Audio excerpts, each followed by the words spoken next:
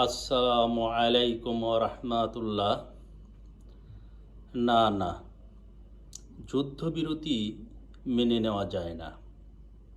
কারণ ফিলিস্তিনের একটা সমাধান না হওয়া পর্যন্ত যুদ্ধবিরতি মেনে নেওয়ার পক্ষে আমি না, বা আমি মনে করি না। কারণ হলো, যুক্তরাষ্ট্র যখন যেটা বলবে সেটাই হবে, এটা ঠিক না। দেখুন, যুক্তরাষ্ট্রই কিন্তু ইসরায়েলের হয়ে যুদ্ধ করবে কিনা 14 দিনের সময় নিয়েছিল। তার 2 দিন যেতে না যেতেই সে নিজেই ইরানের উপর হামলা চালালো ইসরায়েলের পক্ষ হয়ে। তাতে কি হলো?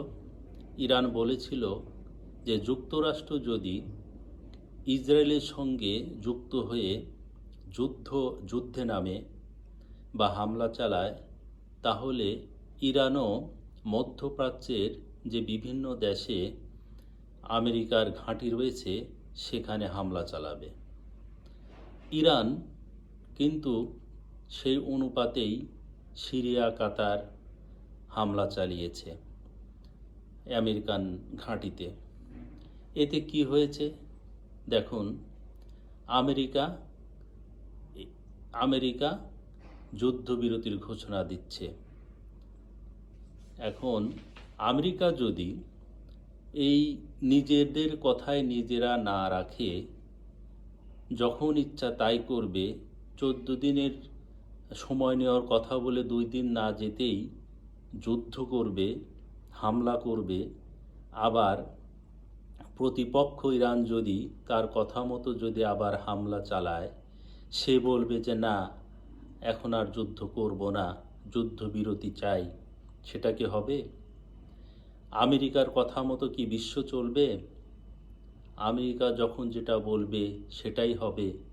আর সব দেশের মানুষ আর অন্য দেশের রাষ্ট্র, অন্য দেশের দেশ না, তাদের ব্যক্তিত্ব নেই।